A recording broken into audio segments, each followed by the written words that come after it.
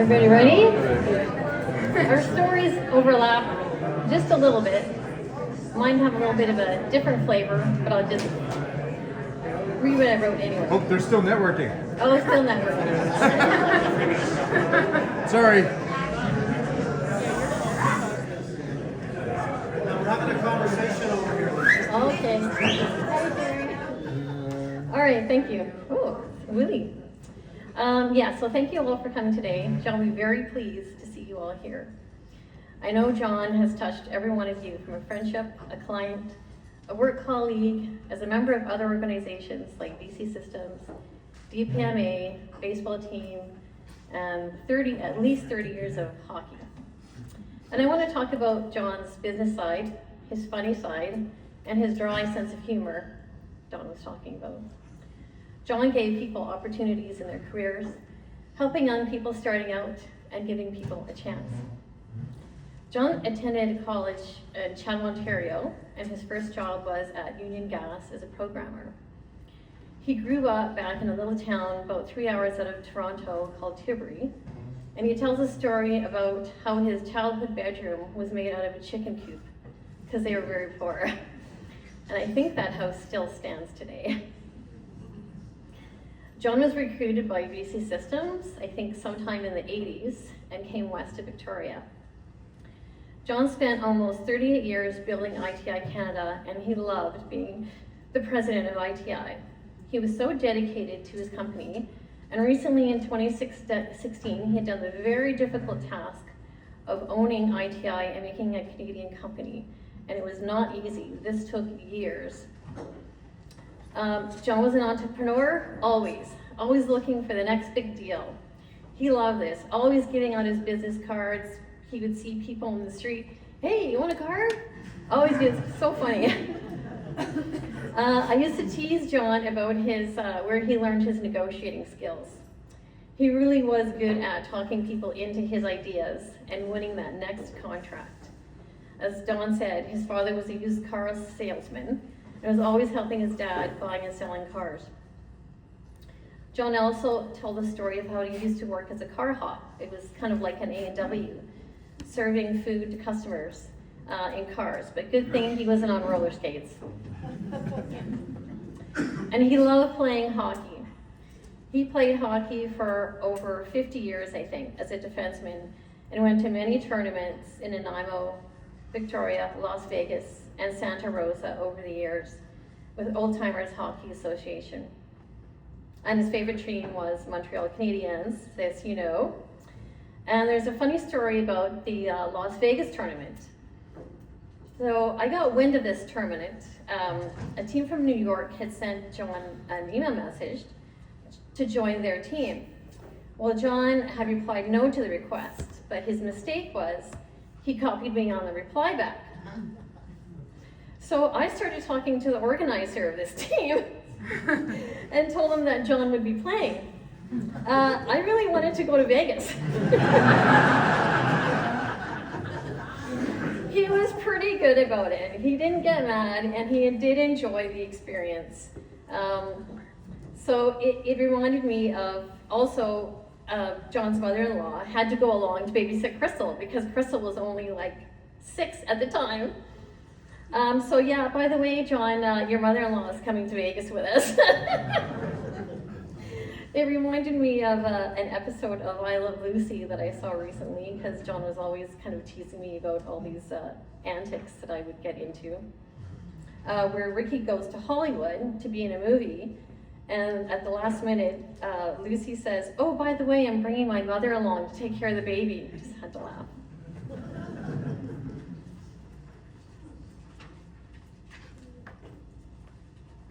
Oh, thank you. Yeah. Thanks, Naomi.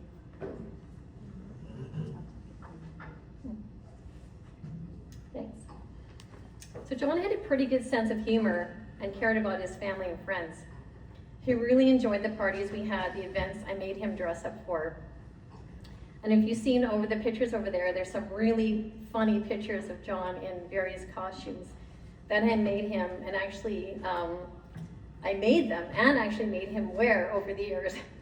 He actually did have quite fun with it. So when Crystal was little, we would do sort of family Halloween costume themes. So one year he was Aladdin and Crystal was Jasmine.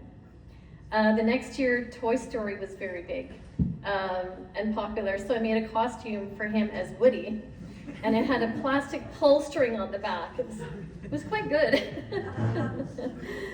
And Crystal was Buzz Lightyear, of course. She loved Buzz Lightyear. One year we did a Snow White thing, and John was Prince Charming. And Crystal was Snow White, and there's a picture over there. And I love telling the story of the part that my mom dressed up as a dwarf, and I made her wear a beard. I laughed so hard, because she looked like the bearded lady, and she was so mad at me. A couple of years in a row, he enjoyed dressing up as Jack Sparrow, and there's a picture of him with Clyde dressed up as twin Jack Sparrows over there. And he would love to greet the kids at Halloween and attend Halloween parties as a famous pirate. And one year he did dress up as Trump. My mistake, I did it. But it was before he was president, so that's okay. One year I had a 70s party and dressed up John as Jim Morrison. That was really good. He had a bare chest, a suede vest, yellow aviator glasses, and a long wig. He loved the long wig. Wonder why. I know it was good because Tim Gagne asked me where John was, and he was standing right beside him. He was also the Mad Hatter for Tiffany's Alice in Wonderland birthday party. He was a good sport. And St. Patrick's Day, you'll see on the video that we're going to show that he had a lot of fun doing the jig St. Patrick's Day and dressing up. John spent a lot of time driving the girls to all kinds of lessons. Ballet lessons, band lessons, music lessons, singing, many dance performances, figure skating, swimming competitions, judo. The list went on. I felt sorry for him. But and he did it twice with each girl. 3 times. 3 times. Actually, 4 times. 4 times, yeah. But he never complained, and he would go and he would watch Tiffany figure skate and Crystal dance, and it was really wonderful anyway. I could talk a long time about John's life. He did, and we did so much. We loved to travel. We had some really good trips to California, Disney World, San Francisco, Las Vegas, Los Angeles, Japan, Hong Kong, Kelowna a couple of times, Okanagan, Vancouver, Calgary, and Hawaii many times. And he didn't even mind all the musicals I dragged him to, because I love musicals, like Phantom of the Opera, but he actually did really like that one. We managed to get a few cruises in the last couple of years. We went to Europe, his once and only time, in 2019, with Tony and Julie, and Barcelona to Venice. That was a really wonderful trip, and I'm so glad that we did it. And in 2023, we went on a cruise to Alaska. So John had the following values to live and work by, and recently I found a book with all these written down. I thought it was kind of neat, so I thought I'd share it with you today. So some of the things he said was, always give a positive expression, give and take compliments, keep in good physical condition and keep a good posture. Life is not perfect. Take a stand for what you believe in or what you believe that is true. Understand your uniqueness, value of life, and your strengths. Focus on the wins and be positive. Visualize your actions and eliminate negative thinking. And he definitely did all of those things.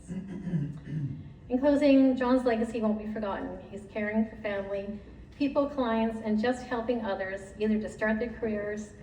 And I have seen many comments from you how he has done this. John had assisted his friends and colleagues by providing opportunities for people. His motto he lived by was to help others, and he really did that. About 8 years ago, I don't know if you know this, but when 3D printers first came out, he partnered with Biotech and a group from the University of Victoria to investigate making artificial limbs for children. So that was one of the things that he really loved, and UVic took it over and went on to develop that. He was a kind and dedicated family man and will be sadly missed. Thank you all for coming.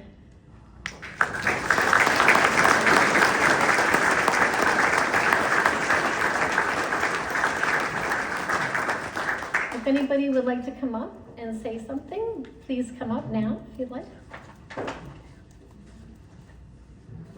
Tim, you coming up? But you caught me off guard. I need a warm-up. We gave you a warm-up. Get him a puck. No, I wanted to, can you give me a couple of minutes? Yeah. What's he doing?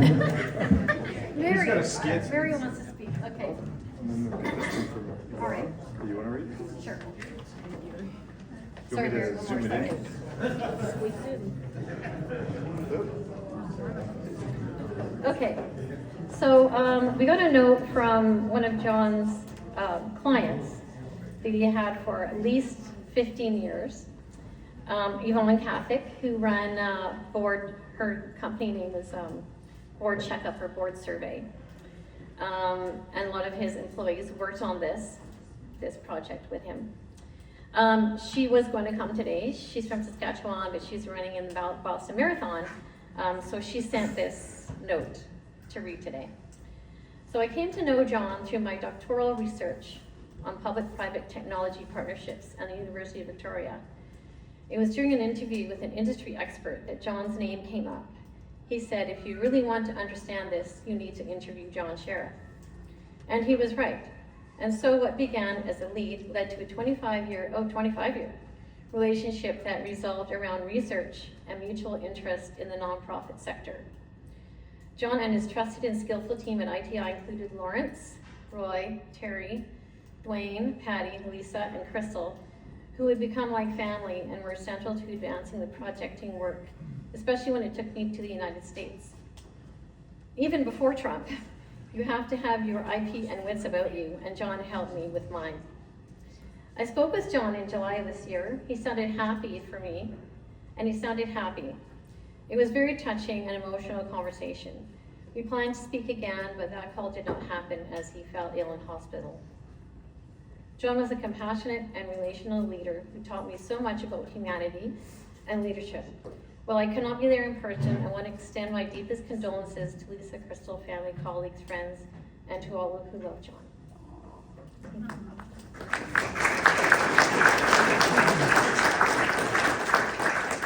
And beyond that, we had hundreds. It was heartwarming.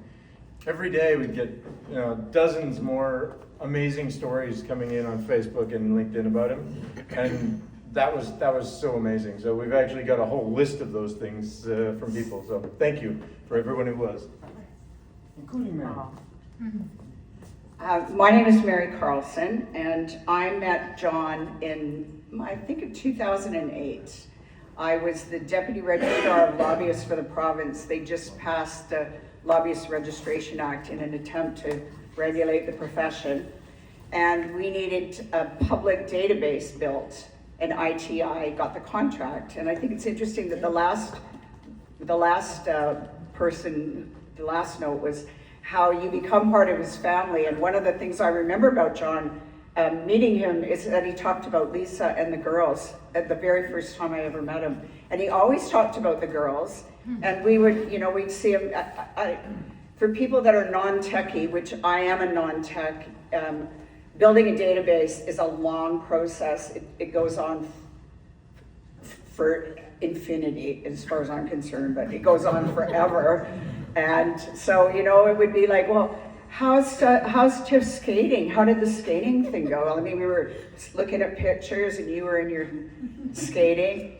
But one thing I loved about John is his virtual unflappability. Like, I've never seen him freak out or yell or raise his voice. That's true. Never. That's true. Never. And when you're a tech, I call all those guys the zeros and onesers, trying to work with someone like me who's highly flappable and who's got like short attention span, and to try and sit with them for hours and hours on end and get requirements and all that stuff for databases. Oh my God. Anyway, one thing I did learn is that when you build a database, and excuse me for my non-technical description of it, you build a test environment, and then I would come over to ITI and we would do all sorts of registrations for pretend lobbyists. And then there's another database that's all clean, that's called the production database. And then that becomes the real thing. So after all this time and all this energy, it was launched. It was officially launched. Lobbyists could come in and register. You know, we'd cross the finish line. And I was up in Chemainus. I took the day off after that, and I was golfing. And I got a panicked call from the minister's office. They were talking about it in the Legislative Assembly. Joy McPhail was going, "There's fake names in here. Oh, no. Nobody's taking this seriously." And I'm like, what? Well, guess what? The test database was the one that was used as the real one. And John had said, well, we're just going to take, you know, we'll I phoned John, and I am just like, oh my God, you know. Joy McPhail said, somebody's in there named Mickey Mouse. So I'm walking up, and he goes, Mary, I'll just read them, and you tell me if they're fake or not. And what I find funny about this, once again, is the tech guys, right? He's reading the names. Last name Nems, first name Emma. M&M's. And I'm like, John. He goes, oh, I get it. M&M's, and there's some of them were not very nice, like Mr. Joss, first name Hugh Joss, and you know, I'm like, and so we had to go through every one of them. One was Mr. E. Dewitt, first name Ken, lobbyist, right? Kenny Dewitt. They couldn't get it. They were so technically focused. They couldn't get these things. Anyways, he helped me, talked me down from the sky while they were quickly deleting all this data. Anyway, John was a true gentleman, and as he became a friend, I became a great friend of the family. I know all their pets, millions of pets, and I think, you know, he loved you guys. He loved his family. I remember when his grandson was born, he was such an open man, and the world is definitely a more beige place because he's not in it. Thanks.